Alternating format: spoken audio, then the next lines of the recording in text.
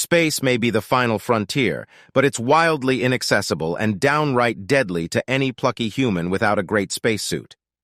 Astronauts are scheduled to return to the moon for the first time in 50 years in 2025 with NASA's Artemis 3 mission. The space agency just unveiled a new fit for the occasion, developed by private company Axiom Space. NASA hired Axiom to build its latest spacesuits in June 2022, after it spent years and millions trying to develop its own.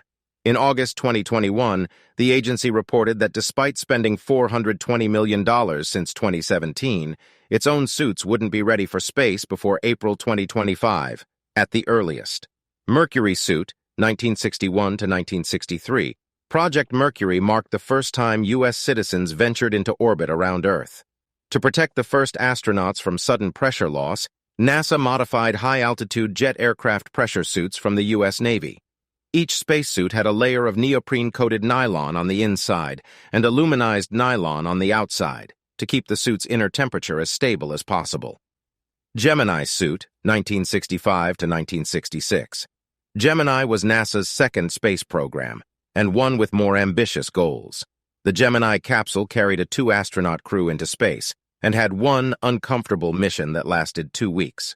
The David Clark Company designed Gemini suits to be flexible when pressurized and took extra steps to make them more comfortable than Mercury suits.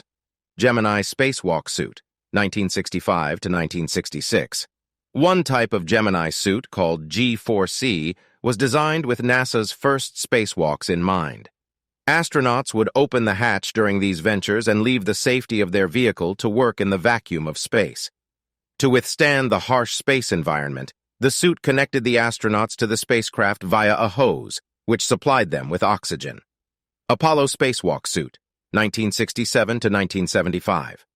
The Apollo program brought astronauts to the moon, and it was no walk in the park. The astronauts needed more protection than either the Gemini or Mercury suits could offer.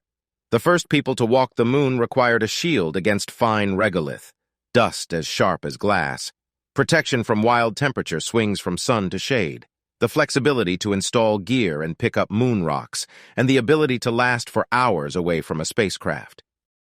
Extravehicular Mobility Unit, 1979 present. Astronauts of the Space Shuttle era would work regularly in space to maintain satellites as well as construct and maintain the International Space Station, ISS.